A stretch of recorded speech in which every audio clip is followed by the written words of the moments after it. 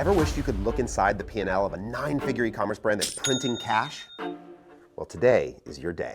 The number one thing I've been most surprised by looking at a lot of P&Ls is how few profitable companies there are that are really worth running. Like, these companies are like marketing companies primarily, right? And then it's like you're kind of complicating the business by like in-housing. Generally speaking, it's like you're a marketer. Why are you like trying to get into like a manufacturing business? I think the biggest mistake we see when we look at a company is they don't have their product pipeline full enough and they don't use product properly to attack the major issues of their brand, right? I love this as like a hot take, Mehtab, that you should push further, is that take 2% of your marketing budget and move it into product as an investment in that pipeline, and you will fix marketing. Like, you'll solve CAC that way, or at least improve it. Yeah. This episode of TaylorReacts is brought to you by our partners at Vermont and Finaloop. On today's episode of TaylorReacts, I bring in some of my finance friends, and we're going to break down the P&Ls of 4 different e-commerce brands. Before we get started, I want to acknowledge that looking at spreadsheets on a video could be a little bit tedious and boring. So to help us out, we're going to use my principle of 4-quarter accounting to help us get a snapshot of brands before we dive into the specific P&Ls. And the way that 4-quarter accounting works is it breaks every brand's P&L into 4 simple categories. First, we have CAC, which is your all-in variable marketing expense. Think of this as your Meta, your Google, your Snapchat, your Pinterest, your TikTok, all the dollars that are driving your performance marketing. Second, we have cost of delivery. This is your all-in fulfillment expense of getting your product to the customer. It's COGS, it's fulfillment, it's shipping, it's your payment processor fees. Then you have your OPEX. These are all your fixed costs, your rent, your payroll, etc. And then what's left over is obviously profit.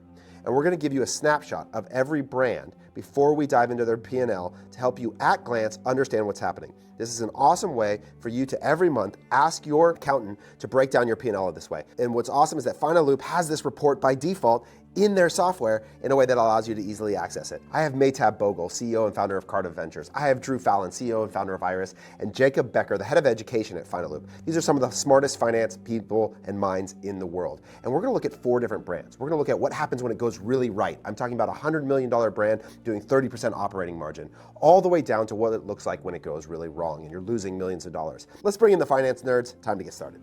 All right, brand A, guys. We're starting right here. And we're going to start at the absolute peak of what we have found. So we're going to be looking through 4 different P&Ls today. We're going to go from good to okay to kind of a problem to a real problem. And we're going to allow this group of incredible finance minds to help us break it down what they're seeing.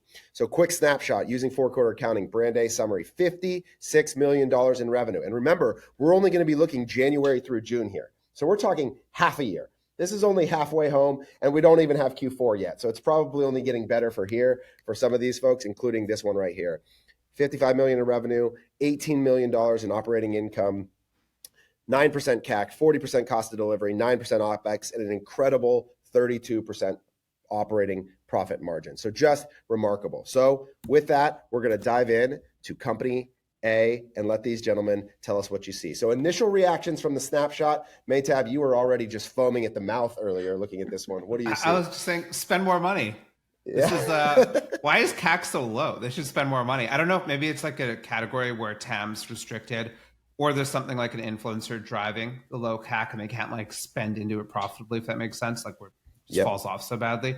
But so let's take a quick snapshot, because that's an obvious thing. 9% CAC, that much profit. Why are we underspending? So it looks like we've got about 2.6 million in Facebook advertising, 1.2 on Google, a little bit on Amazon. But let's just like quick 2.6 million in Facebook. This is about 3.8, about 4 million on 55. This is like a 12.5 to 1 MER. Like what is what is happening here? What do you guys think? Is it just, hey, we don't need it? We're driving demand so much from somewhere else? What do you think, Drew? Some of these companies just grow so fast and they make so much money that they don't even like, they like aren't even like trying to like make money, but they like just are. They're just printing. Like I've seen some companies that are like, when they like rip into the 9 figures and they're like 2 or 3 years old, they don't have like even a clue as to like what's going on, and they just end up making a ton of money. I don't know. We don't have like year over year on this one, so it's not totally clear. And Mehtab, I think you bring up a good point sort of around category, because like I was looking at the gross margin, like kind of trying to discern like where I think this company lives. But yeah, they're probably just like growing super fast and like got really viral on TikTok or something, and so their MERs are just like sort of outsized, and they're just. Well, I didn't see the so I've seen like 2 or 3 brands now where they're absolutely printing money, completely insane. They're very TikTok shop heavy. I didn't see TikTok shop as a channel up above. Doesn't look like it. Looks like most of it's Shopify right now. But 49 million on Shopify, 3.2 million on Amazon. That's what makes me think that's what we're influencer seeing. or something similar. Yeah, Jacob, what do you think? I think it's also interesting that their OPEX is really solid. I know this has been discussed in the past by a couple of us in Finaloop as well. A lot of the brands we see have higher OPEX, and especially with a brand that looks like they're growing so fast, to manage to kind of use that as operational leverage, I think is interesting as well. Yeah, one of the things that on that side, like if you look at the salaries and wages, like how much of this is actually like payroll is really small. It's very little. Like they have a really lean team. Yeah, I saw that too, and I was really shocked. I thought it was kind of ironic that Taylor and my debate over OPEX, and then the first P&L that he sends over is in my favor. Well, I think what I would say is this is what it looks like when it goes right. Like this is the playbook, right? Is super lean OPEX, efficient CAC, cost of delivery about 40%. So I think we're going to very quickly see that it flips the other way here, Drew. But I think it is worth calling out. This is what it looks like when it goes right. $3.3 million on 55 in revenue, right? Like what category do you guys think this company is in? It has to be high LTV, where returning customer revenue is a big portion of it, is my guess. It's a common. It feels like influencer supplement brands look like this sometimes to me, where you have leverage on the organic demand creation and really high LTV. And that's sort of like the playbook to get to this, like returning customer revenue is 70% of the overall revenue, and you're getting leverage at CAC. Like it feels like but the gross margin is so low, though. Gross margin would be so low for a supplement company. Well, it's like 60% total cost of delivery. Product cost is what? What is? Yeah, total product costs are shipping and fulfillment, cost of goods. Product COGS are in total. Let's just use Shopify because it's the easiest. 12 million on 49, so 25%. That's pretty lean on product costs, right? Yeah, it could be like a beauty company. Yeah, it could be. There's something here where it's like it's got all the influencer driven. Yeah, it has to be influencer driven. Get that. You just don't get that kind of CAC leverage without some sort of organic demand creation. No, although you know what, I've seen one company where I don't want to say what the product is, but it's proprietary and they have good IP behind it. It's very protected, and they had a similar number as far as spend revenue. Yeah. So the other thing is like there's no debt, there's very little interest payments. Like all this business is not just printing EBITDA. This business is printing cash. Like they are certified money printer. Just distributing. And so go ahead, Drew. I was just gonna say I would love to see the balance sheet for this one, because like I wonder like if I wonder like how they're doing on their working capital, and like if they're actually like printing money or if it's all just going back in inventory. I mean, I got to imagine like the product being that cheap, they like unless they're growing just crazy fast. Like what's the revenue growth? Like it's actually pretty flat. This is the other interesting thing to your point of year over year. There might be a missing element here where January was 8.5, February 7.6, then 8.9, then 8.4, then 8.4, then 7.7. So we're not growing a ton. That could be seasonality too, right? Like some businesses are only strong. Yeah. If they're not growing like super fast year to year, what are we doing? I think this is like more impressive, honestly. Like really? Yeah, because it's Jacob, can you tell us what the trend is year over year? Like, do you remember? Was it like growing really fast, or was it kind of flat? Or I don't know the answer. Jacob, do you know the answer? I don't know offhand. Okay. Next time we'll bring the balance sheet along as well. We can take a look at it, Andrew. Cool. Yeah. So does this kind of business? So there's this debate, right? I've seen this on X a lot of is D2C a business model or a channel? And when I look at a business like this, I'm like, the entire business is direct to consumer, and it's absolutely printing money. They don't need to go anywhere unless they want to. But so how does this kind of result lend itself to that debate? I feel like HexCloud's another good example too. I mean, but aren't they huge Costco? Like, isn't that? That's Costco Roadshow. So they, okay. I know how much they do as a percentage of revenue on Costco Roadshow, and I don't think it's anything close to D2C. So very, very D2C heavy. But yeah, they're built on top of Costco Roadshow, but that was also, they were started quite a while ago, but they built like their core like that. No, I'm with you. I feel like you can be a D2C brand. It's just embodying more of an ethos and like the way you run the company as opposed to just being a normal consumer brand. Yeah. If that makes sense. Drew, where do you fall in that debate? I've never actually heard you weigh in on it. I think I think the pendulum swings a little bit. And 2 years ago, I probably would have said like D2C is like not a business model; it's a channel.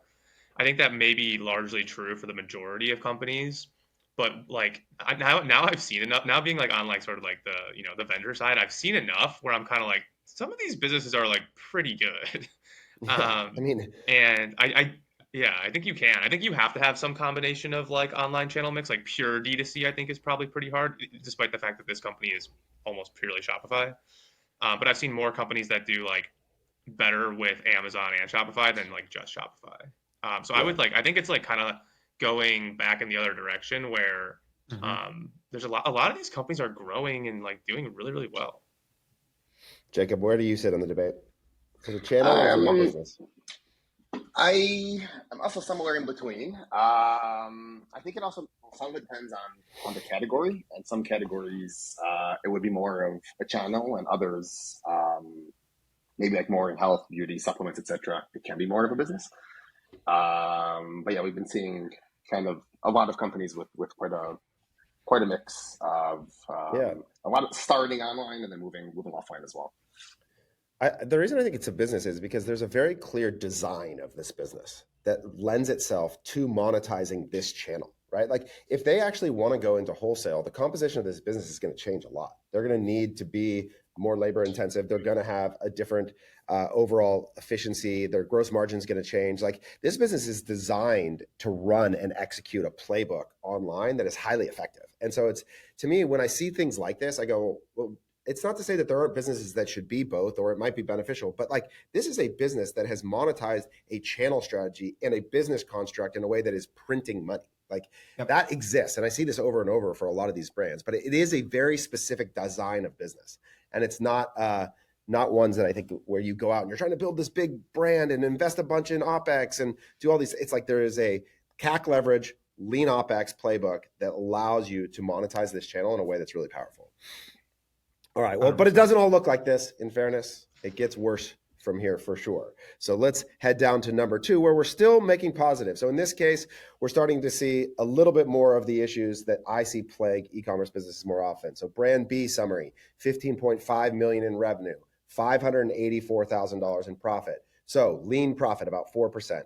CAC is up around 20%. That's still above sort of the contextual benchmark. Cost of delivery is very similar. And OPEX now at 36%. So now we get to see what happens when the costs on the fixed side begin to balloon and eat into profit. So let's take a look at companies B's P&L. Oh, sorry, I put these out of order. So this is company B here. So 15.5 million in revenue. This is company C. I know. I mislabeled. Oh, okay. Right, okay. Mehtab? All right. Sorry. Sorry, man. Let me just change this for you. There we go. Wow. Company B. Put them in a different order. There we go. Now it's company B. Thank you. Okay. So again, similar, almost all online. We've got merchandise sales. Now this is not, I want to call out a distinction between Finaloop. So this is my slight plug here. The last P&L we looked at is an output from Finaloop, and they organize their P&Ls in such a beautiful way, in such a logical and consistent way. This is not that. This is an export out of a different structure that a brand is using. And right away, it's like, I hate the way that these things are listed and described. It just becomes very hard to understand. What is sales merchandise? I don't even know what that phrase means. And then we say sales wholesale, it just becomes very confusing to look at from the start. So I'm just going to acknowledge the last P&L was an output of Finaloop, way better organization, a little bit easier to work through. But 15.5 million. We've got cost of goods sold at 6.7, advertising 3.1 million, and down here we've got $584,000 of net income. So where is all the money going, gentlemen?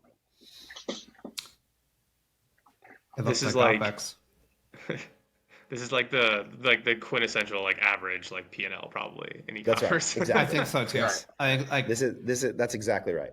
That's I feel like the number one thing I've been most surprised by looking at a lot of P&Ls is how few profitable companies there are that are really worth running. I'm not saying this company is not worth running. I'm just saying it's kind of surprising, right? Like if you want to make 500 grand, you can do that working for Facebook and take on a lot less risk. Yeah. And a lot less stress and a lot less. You'll have more hair. Everything. Yeah. You'll be more handsome. People respect Totally. you more. And they have what, Taylor? They have a higher gross margin up there. You just did that 50. Gross margins is basically exactly the same. Oh. So if we look at these last two, you got cost of delivery is exactly the same. So that's kind of the illustration I'm trying to make here, is that like in both cases, the actual gross margin is the same. So what changed? Like, why does one make a ton of money and one doesn't? Well, right away we see there's leverage on the CAC side. So we go to this thing and we say, okay, one business is driving their volume without having to pay for it. But even a 5-to-1 MER, I would say that most e-commerce brands would take that. That is like very solid. So the question then is like, where is it all going on the fixed cost side? And this is actually what I see way more often, Drew, to the earlier point of our debate.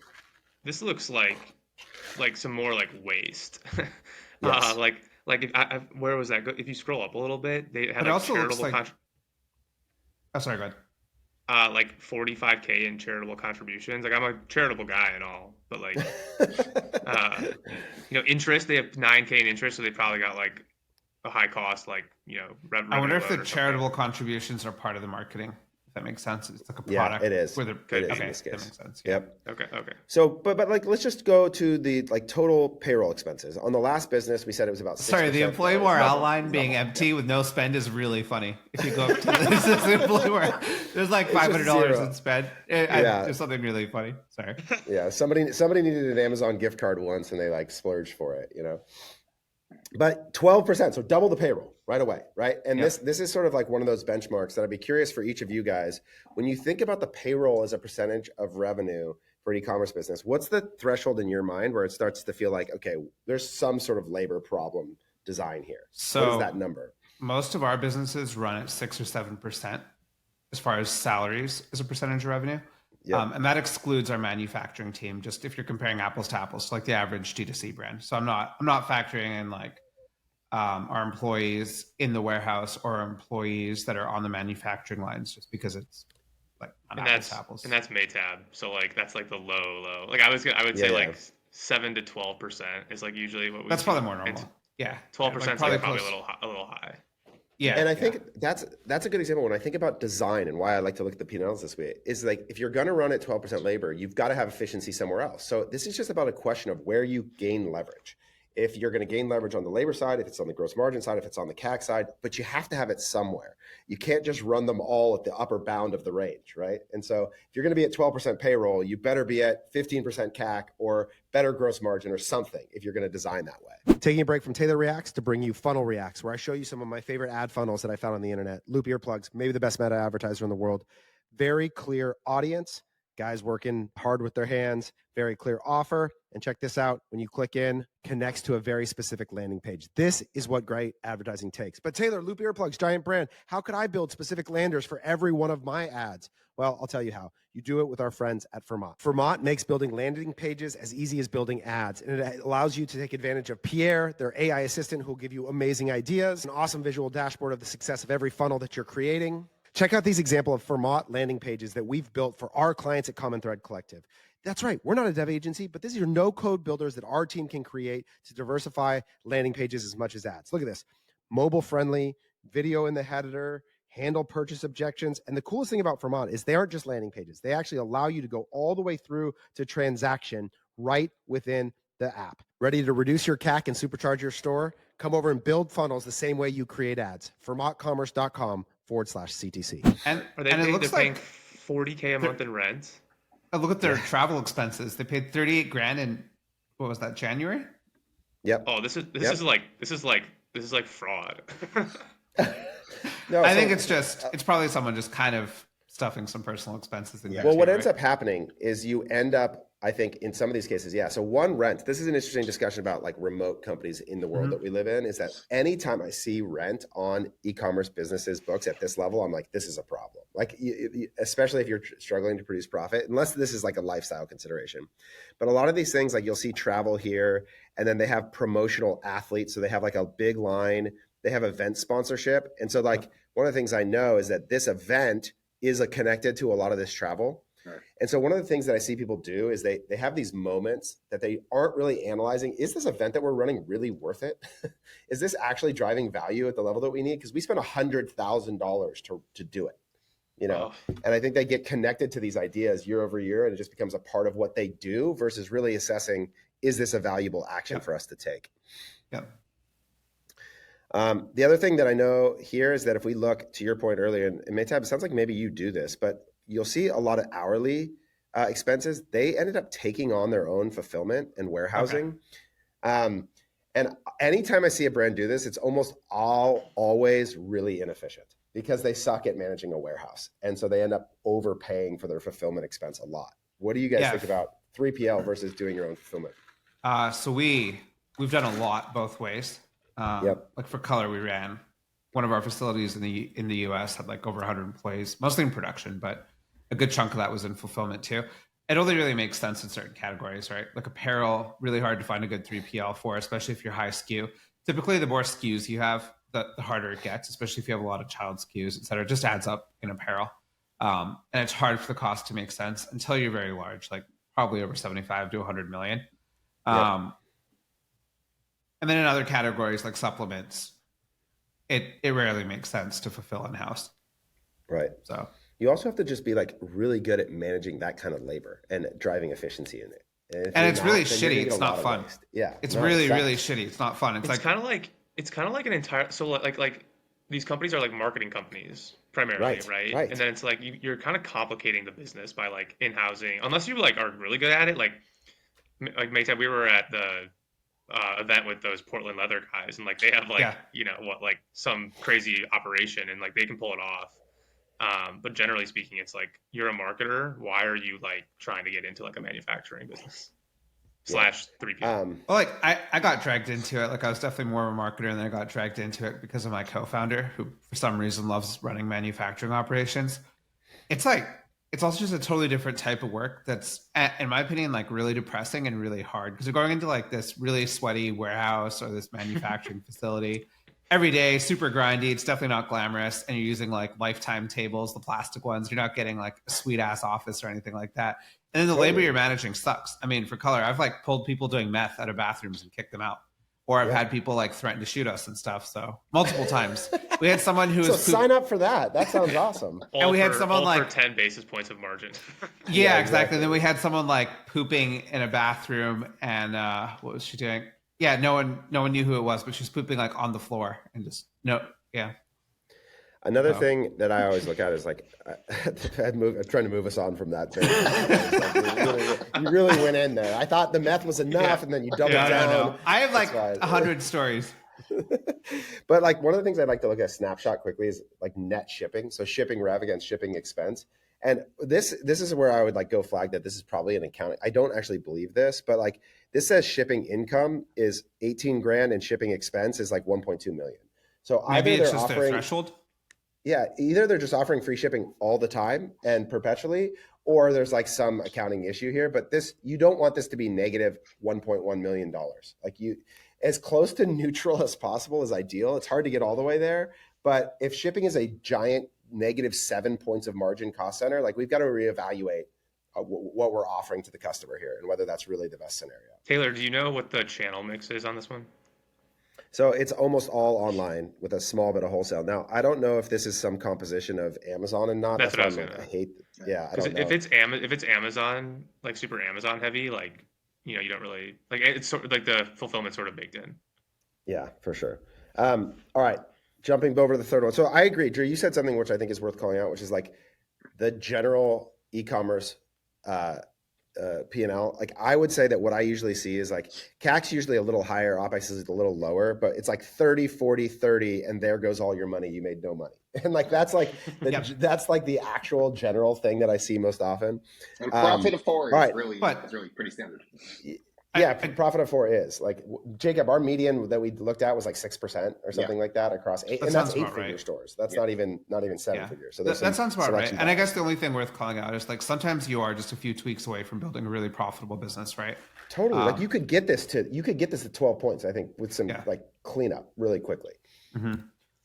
Now this is a little bit more challenging because I think this is early stage businesses where there's so little leverage and any expenses are really challenging. So this is a 7-figure store now that we're looking at, 2.3 million in revenue, minus $50,000 in profit, CAC at 26%. Again, same gross profit, OPEX about 36%, and we're losing 2%. But again, this is so early that it's really hard to create leverage on the OPEX side. But let's take a look at what we've got on a smaller store here, because I'm sure we have some 7-figure store owners looking and listening to us as we go. So what do we see on this smaller store here?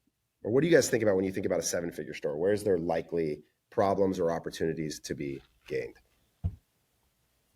I think some of the mistakes, and I think I looked at this one, like the gross margin is so lumpy, that it indicates to me that it's being recorded on a cash basis, which makes it really hard to understand your unit economics. So like if you're like at a stage where like you're not really booking accruals, it's really, really hard to like know like how am I like first order profitable when I don't really know my like unit COGS. So I think that like you're kind of like setting yourself up for like just difficulties, honestly. If you're not at least in some regard like recording, like the gross margin is like 40% in May and then like 10% in June. Right. And it's like, well, how can you possibly know what's actually like going on? So let's go to what you're calling out. And then, so what you're looking at is cost of goods sold here. And you're looking at, like, as an example, a big distinction where June is only at $5,000. So there seems to be either, like you said, they're recording this on a cash basis, or maybe this got exported on June 1st. I don't know. Because I do think that, Jacob, you guys... It could just be late. Yeah. Just not uploaded. Yeah. It could just be a gap, because the rest of the months are fairly consistent, it seems like. So it seems like maybe there's just a weird outlier with how June's presented here. But overall, that is e-commerce is an accrual business. You can't document. E-commerce. But it's really hard. I mean, when you're doing what, 2 million, like a lot of these company brand owners, like they don't even like necessarily like know what accruals are. Yeah. Yeah, and I think the big problem too is, like Taylor was saying, any sort of expense just rips you to pieces because you have such little top line revenue to work with, right? You really can't spend money. It's like the only thing you can spend money on is basic compliance for whatever you need to make sure you don't do something wrong, and B, ad spend. Well, so this is a good example where when I look at a business like this, one of the things that I would say is that if we have 26% CAC and 40% cost of delivery, we have contribution margin positive acquisition, right? Like, again, we're making some general assumptions here, but what that means is that the key here, like when you see negative profit in a big business, we go to cost cutting. And Drew, this is something you've talked about a lot, but like in many cases, you can't just cut your way to growth and profit. But if you're a big enough business, there might be waste, but that's not the problem here. The problem here is we need to grow. And so we need to actually take some of those investment dollars and we need to spend away from the fixed cost. We actually need to grow the business to create leverage against that part of the P&L versus trying to comb through and wonder, are we being wasteful anywhere? Like I highly doubt that there's a ton of like, maybe we're spending, I don't know why we have 5 law firms. Like that's probably worth digging into. Maybe we don't need all 5 of the law firms, but I'm guessing like these percentages on the cost side are all so small still that I go, let's just spend more money and grow. And then we'll create a bit of leverage on the profit side. Yeah, it's just tough when you're at that size, especially nowadays, right? Like it used to be easier back in the day. Like when I started, I remember we were spending next to nothing on ads. And obviously everyone always says this, but I just feel so stupid. I remember thinking like, oh, my $10 CAC is unacceptable on my $200 product. And I'm just like thinking, wow, what an idiot. I know, though, the days that and I think this is part of why I want to do this is because I think that is exactly it, is that I could look at a business like this and I could see them getting their P&L every month and going and scrutinizing marketing and like being like, wait a second, I'm losing money, cut back on the media. It's not efficient enough. And so part of the education here is to say, no. At this phase, that actual expectation of efficiency is really good. Like you need to go. You need to build growth and revenue and returning customer base that's going to help you scale away from some of these fixed costs versus looking at the snapshot. And like you said, like assuming they're a relatively new company, they're just not going to have that large of a returning base to kind of float the CAC, right? Yeah. And there's like ad stock considerations too. So if you're a new company, you're starting out, you're pushing so many people into the consideration phase or something like that, where you're building up ad stock and you don't get to harvest it for a little while until like a sale event or something. Maybe it's your second year. So you just have to factor that in. Like what is your average time to conversion? How do you guys think about like the tolerance for like losing money though while you're doing that? This is a question that I ask differently. Like if you were going to start a brand, like how much money would you be like willing to lose in the early days? One time we had an exit and we put all of our money into buying a company and then we floated the losses personally for like 4 years. And that actually turned out pretty well, but I don't know if I would do that again. It was like kind of stupid, but I think I don't know. to me, It it depends. so depends on the reason I'm losing money. Like Yeah. if I'm losing money because I'm funding like 7-month profitable, like I think about Grunes. Like when I was listening to Chad on Grunes, he's like, they funded a lot of negative growth in the short term because the 12-month ROIC on it was like really, really positive. And so you're going to put a ton of money into that, which in 30 days is going to generate a bunch of losses on a P&L, but you're looking at the return on the investment and going, this is actually a great use of capital. And so that's what it was for us. That kind of loss like, is good. Yeah. It was like the unit economics were actually good at a fundamental level. And there's just a few things that need to be sorted out. It needed a little bit of scale. And that's really dangerous thinking for sure. Like when you say, oh, we'll be profitable if we just get to this next revenue milestone, right? Like, oh, if we get to 25 million or 50 million, we'll be profitable for sure. So something to watch out for. But you just have to model it and get really confident and be conservative in the estimations of LTV. I know. Yeah. So one of the things I'd be curious about, Jacob, this is a debate we have all the time because it wreaks havoc on, especially like real-time views, and Drew, you deal with this probably at Iris too, is how you book and handle returns, whether you accrue an estimate or you do actuals. This is like one of the biggest pains in the ass that we deal with all the time. Do you know what kills me about running e-commerce? It's how many brands I see flying blind with bad financial data. Right now, you're stuck between not that great of options. You have your analytics platform, cool, enjoy that partial view of revenue that's missing most of your costs. Wait for your bookkeeper to close the month, cool, now you're making decisions with 30-day-old data that's probably not that accurate.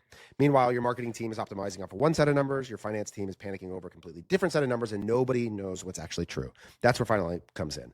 An all-in-one accounting service and financial platform for consumer brands. Your books closed daily, not monthly, daily. For the first time, marketing and finance are all looking at the same truth. Every transaction categorized, every cost allocated, every number you see is based on real-time financials, not estimates, real profit margins, real customer acquisition costs, real cash flow, all updated in real time. Because when you know what's actually happening in your business, you can finally fix what's broken. Right now, they're offering 50% off for 2 months. So your job is to tell them that I sent you. get.finaloop.com/Taylor-Reacts. Link will be in the comments and video description. Tell them Taylor sent you 50% off 2 months, the best financial real-time view of your business reality now. So I'd be curious, Jacob, what do you guys recommend? And Drew, how do you guys handle it? We do actual, it's not accrued. We've actually been having a lot of discussions internally about building much more accruals into the system to make it, much more easy to use and easy to track when you're mid-month, etc. So that's definitely the direction we're going in. We accrue it for the purposes primarily of cohort analysis. So like if you're looking at LTV to CAC and like you have like some like big return event, like if you just book the gross profit based off of like the Shopify gross revenue or like even Amazon for that matter, and honestly it gets extremely complicated if you introduce like these like buy now pay later systems, because like the order was literally like a year ago but they're like still paying it off, and so there is a huge reconciliation exercise that you have to do, and I don't know that it's possible manually or like in Excel or anything like that, honestly, depending on the level of data that you're working with. But like for us, like one thing that we like to make sure that we have a good handle on is sort of LTV to CAC and gross profit on a cohort basis. So we've gone through that sort of laborious exercise. I don't know that it's like super necessary, but like if you're at scale and like you launch a product and everybody hates it, and your return rate or whatever went up by from 10% to 20% that month, that can drastically have an impact on how you should be evaluating those. Especially if you're in something like footwear or apparel generally. Apparel, right? It's really apparel. What I see is like, I think the default should absolutely be an accrual estimate that gets reconciled and adjusted at the end of the month, because what happens is brands do weird things where they batch returns too. So if you're trying to look at stuff on a weekly basis or a monthly basis, all of a sudden on Monday, you'll have somebody went and processed a ton of returns, and all of a sudden your MER or your AMER, especially if you track internally on net sales, it's utter chaos. Like it's just utter and complete chaos. And so I think it like this, if I could offer brands anything from an accounting standpoint, it would be to use a returns accrual and an adjustment. Now, gut check it halfway through, make sure you weren't wildly wrong for some reason. Like I think there's ways to like have patterns in there, but it's probably one of the biggest challenges that we face in trying to create daily contribution margin is organizational definition and understanding around how they handle returns. And I think like we had to do such a big. Oh, go ahead, Mehtab. Sorry. Oh, you're good. Go. I quick comments like. I think the Shopify dashboard number is the I can't believe they haven't changed that yet. It's like probably the most toxic using total sales is insane. I don't understand why they do it. We basically, for the purposes of like our marketing team and figuring out how much to spend, et cetera, we just use an average. Yeah. So if we know like average returns, like fully tracked out, right? Say someone bought something in January, they return it in February 15th or something like that. We just average it all out and then just use that as a driver. If that makes sense. We generally do the same thing with COGS, et cetera. Especially if you have a wide assortment and you sell a lot of different product. Like you're an apparel brand that also sells footwear, your margin profiles are going to look different on different pieces of apparel. We just blend that all and then spend against it. Yeah, that's it. Okay, last one. This is when it goes real bad. And I'd say this is less common now because brands can't survive with this for very long. They used to be able to stomach this kind of loss for a really long time. And I'd say in the end of 22, we got the set of P&Ls that we got from brands showing up was unbelievable. I'm talking about $20 million brands losing $4 million a year. Just like shit that was like, how is this? Who is funding this? Like, this is insane. Yeah, it was super, it was super frustrating for us on the investment side because we would see something like that and be like, look, this thing's basically worthless. We'll give you like this deal. And they'd look at me like I'm stupid. And then they'd get funding from somewhere. And I'd be like, who's writing this check? They're never going to make money. And now obviously all that's gone. So I feel much better. But what I did see though, is that there were a lot of like predatory people that came in and lent money that basically was a preference to bankrupt you and take control of the company was basically the mechanism. What they were doing is they made it seem like this was a life raft, but it was really just a sophisticated way to take your company. But at what point, like if you're losing $4 million a year on 20 million in revenue, like I don't think you're going to get a term sheet from anyone else. I mean, you just have to be insane, right? I mean, I don't even know why they would want that company. Like, what are they taking really? Well, exactly. You're taking a giant set of problems. Yeah, exactly. But it was, there was, and this is where, when you think about all the lenders, like not all of them, but a lot of them that went belly up, a lot of it was like, they had credit into these places. That was just crazy. Like it was just wild. So this is less common now. This is even one that I think has progressed and gotten less of a loss along the way. But it is important to know that like this happens. This is a thing that is fairly common. And so I'm curious, like Mehtab, you're the guy that likes to take on the distressed pain and go in there with your hacksaw and just like try and fix it all. So 35% CAC, 36% cost of delivery. So actually the best gross margin of any of the businesses we've seen, 37% OPEX, losing 6%. So 15.7 million in and minus 9.8 along the way. Now, it is important to note, and this is another common thing that I want to acknowledge here, is that this is an e-commerce business. Losing $1 million in the first half of the year could translate to an EBITDA positive business by the end of Q4. Right. And there are a lot, like the reason we call it Black Friday is because retail historically ran in the red until that day. So literally running at a loss all the way through Black Friday, Cyber Monday. So it might be presumptuous to assume that this doesn't work out really, really well. I don't know. Do you know what the numbers look like from last year? I do. I have a little bit of insight here. And so I am bearing the lead a little bit that I do know that Q4 is like going to be 30%, 40% of the revenue for this business, and they will get to profit. But the question is, do they have to run it this way in order to accomplish that? That's always the debate. Like, and how much loss do you take to create how much return along the way? So what do you guys think about that? Do you have many brands that do that run sort of at a loss all the way through Q4 and then make their money up in this business? Does that intrigue you? Do you think that's too much seasonality risk? How do you guys think about that as a business model? For us, it's too scary. We've definitely looked at businesses that are very Q4 heavy, where they're making almost all of their net in November, and they're maybe gift heavy too, so December.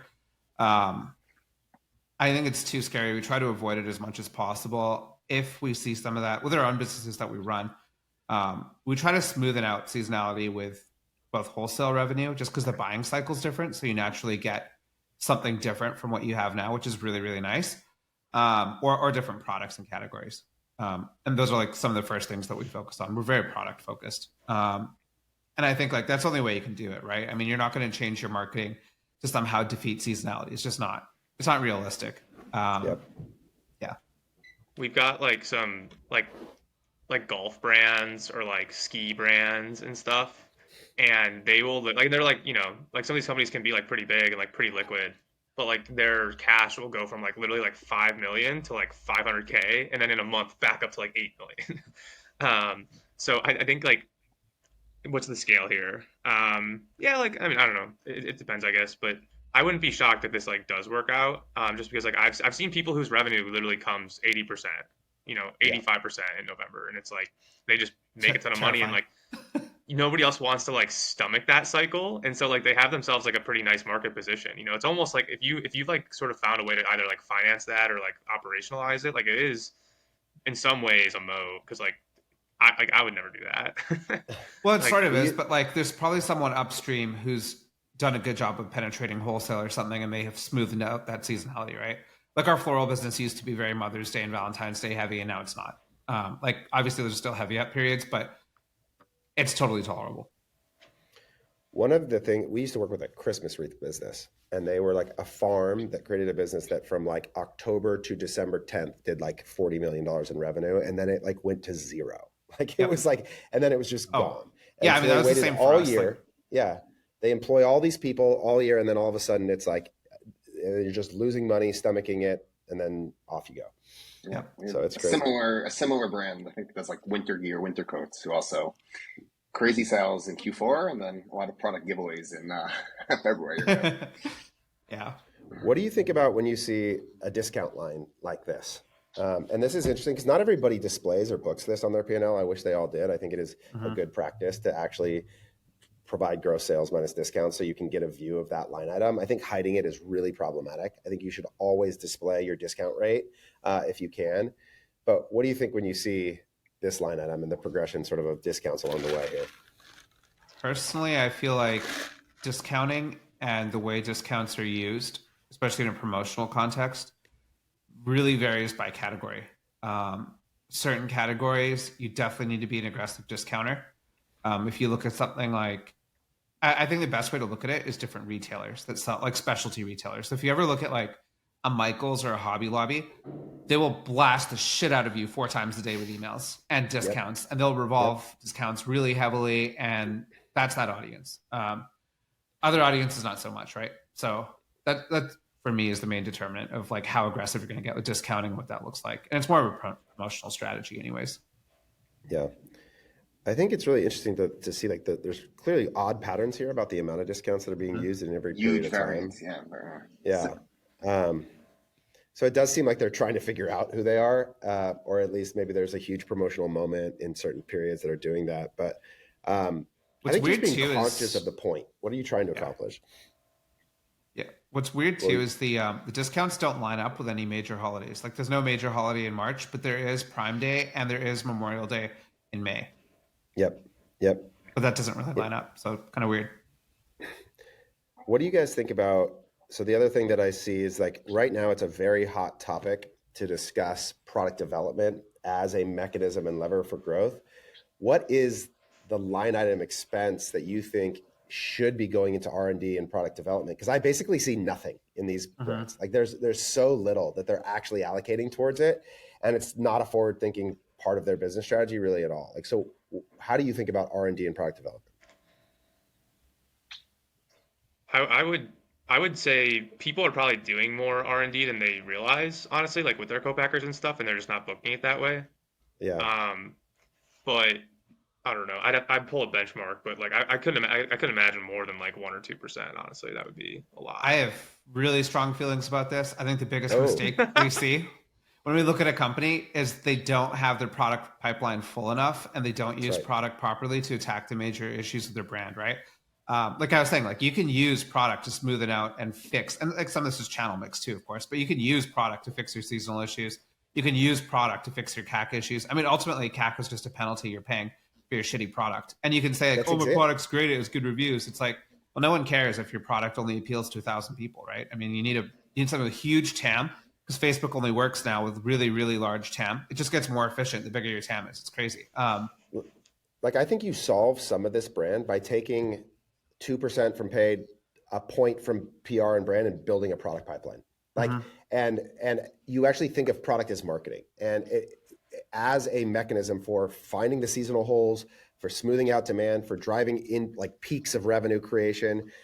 I think that I love this as like a a hot take, Mehtab, that you should push further is that take 2% of your marketing budget and move it into product as an investment in that pipeline, and you will fix marketing. Like you'll solve CAC that way, or at least improve it. Yeah.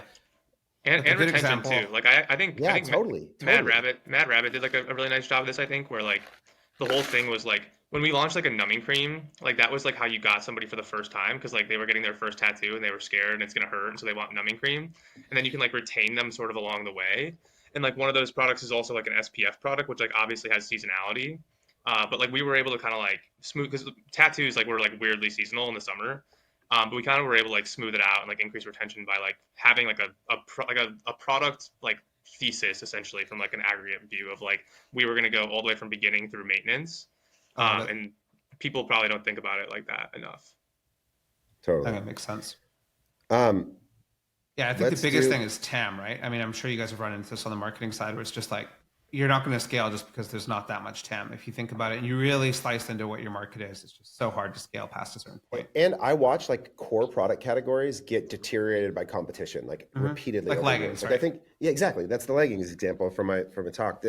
But whether it's black t-shirts, I think about the t-shirt category right now for all those brands that did that. Like there's these things where in the beginning it's a core growth driver, and then it just gets competed down to very slim margin and no growth. Like the supply side of competition is growing faster than the category. And so you're just battling, like bludgeoning each other to death over trying to take market share, and you need to move into new categories. So, and eventually the big brands will catch up to you and exactly.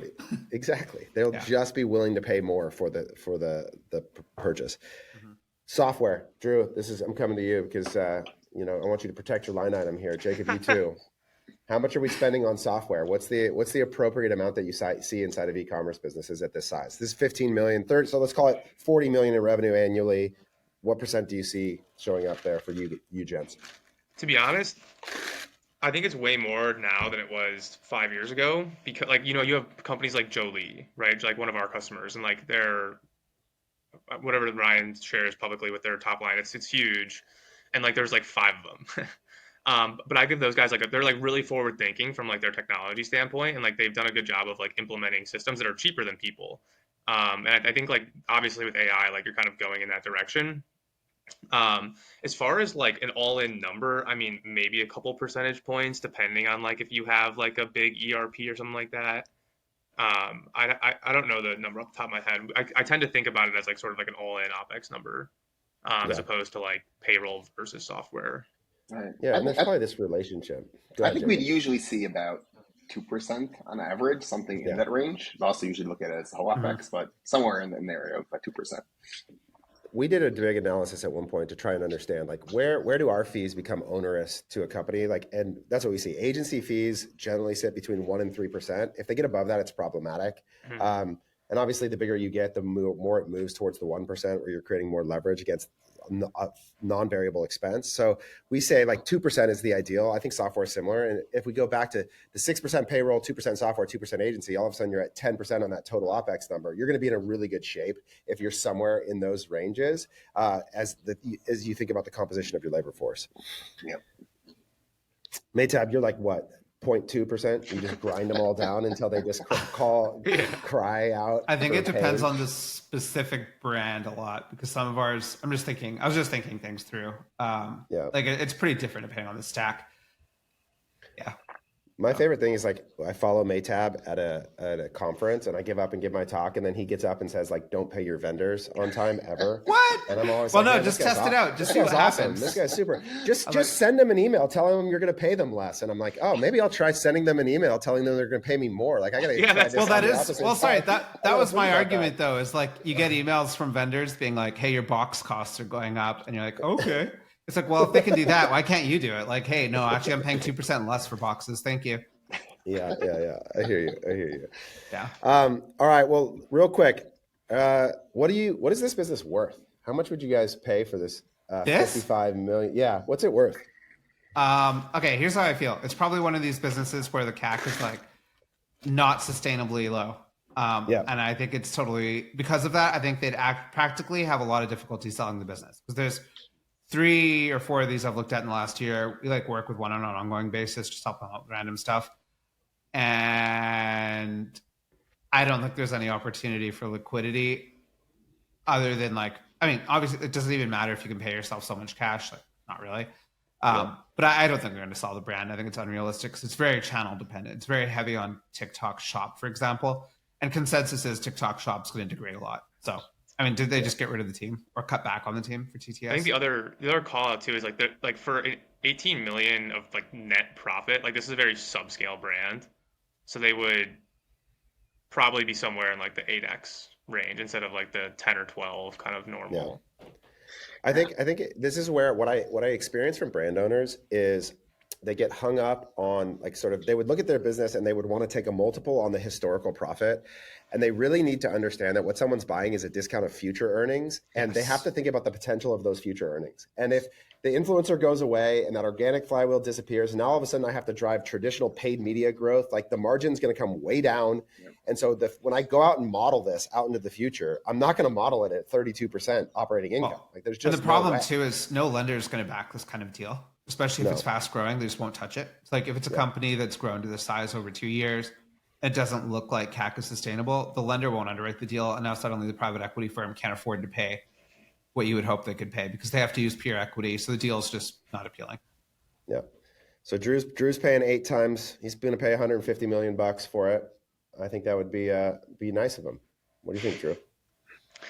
I mean, it depends so much on the growth and the category and the brand, of course. I'm just saying. Don't hit me with nuance, bro. Don't hit me with nuance. This is Twitter hot takes, bro. Don't try I'm just to hit saying, me with like, the nuance hammer right now. Like, throw a number out.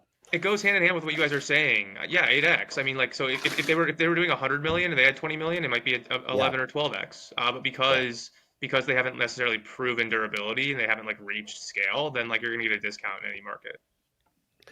Like it's concerning they're not spending more, right? Yeah, exactly. Yeah, I'd want to see them test it. I'd say go spend a bunch of money and bring me back the results and see what kind of scale you could produce. Yeah, exactly. You paying anything for this? This feels like Mehtab. This feels right in your alley. Like you want to go in here and slash some OPEX, and all of a sudden you could turn this into probably a 20% profit business. Yeah, I'd say it's probably a little bit too small for us to get involved as a majority owner. So we probably just want to make a minority equity investment and then help them cut some of those costs down. And I like it because like the unit economics aren't bad. It's just some changes they need, like quick changes that, I mean, it seems like they'd be quick changes to make, and hopefully they'd be in the green. Call us in 5 years, kill yourselves. That's like the end result of the final two. No, unless it's Q4. Unless Q4 is coming and we're wrong, and that's fine. Yeah, I mean, this one seemed like if Q4 is solid, then why not, right? Something here too. Yep.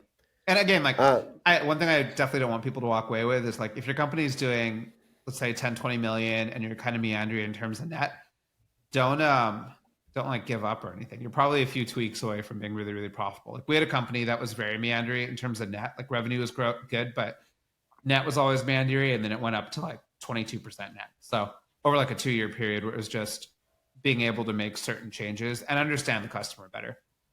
You shouldn't underestimate that, right? Like maybe you're 6 months away from some sort of big change that does that. Love it. Any last thoughts on P&Ls? Jacob, you want to tell people you guys have spent your entire lives dedicated to creating good structural accounting and categorization and cleanliness at this view. What have you learned in the process of building these exports here? How much real-time information is just crucial, especially in eCom, and how you can actually use it and not see bookkeeping just as a nuisance or as tax compliance issue, but as a growth lever. And when you're doing accrual and you have your daily numbers, you can really grow your business. Cool. Drew, what do you think about turning this into going from these kind of views into forecasting, cash flow forecasts? What is the importance of sort of good hygiene beyond the P&L? It's literally like step 0. Because we're more of like a forward-looking tool than something like Finaloop. And like people will come to us very oftentimes with like a QuickBooks account that's like a complete freaking mess. And it makes our tool honestly like really hard to use. Like if you don't like have like even a decent set of books, we have an uphill battle. So like I think one of the things Taylor and I do agree on is the 4-quarter accounting thing. I think that's a really nice way to lay it out. And so if you haven't done, it's step one. It's step one to like having a business. I am the unbelievable still in this day, like poor data hygiene around finance inside of companies is just, it's utter chaos. Like I'm talking about the simplest things of when we say revenue, what do we mean? Or do we mean net sales? Do we mean gross sales minus discounts? Do we mean order revenue? Like what are we actually saying as a shared syntax and language around the organization and that is like, we're talking about line 1 of the P&L. Forget everything else. Like we can't even agree on what we mean when we say line 1. And I'll say as an external vendor, if you want to make your organization like scalable, the ability for someone to show up and participate in the system depends on you guys being able to explain what the hell is going on. And so like that underlying infrastructure. So when I think about the role that Finaloop plays, or even Iris too, is like, they are doing the Lord's work of cleaning up this mess. And so there's a forcing function to using these tools that do force you to clean your house up. And that makes everything else so much better to be built on top of it. And so I encourage you to do it. Keep following Mehtab and listening to him and Drew on Finance Operators. Guys, thanks for breaking these down and reacting to some P&Ls. Appreciate you stopping by. Thanks for having us, sir. Thanks. Thanks for having us, Taylor. Yep. Good to see you, man. Bye. I still never figured that out. I've been wanting to press that button the whole time. See you guys. Dude, Thank hit you. it whenever you want. Hey. Thank you, Vicky.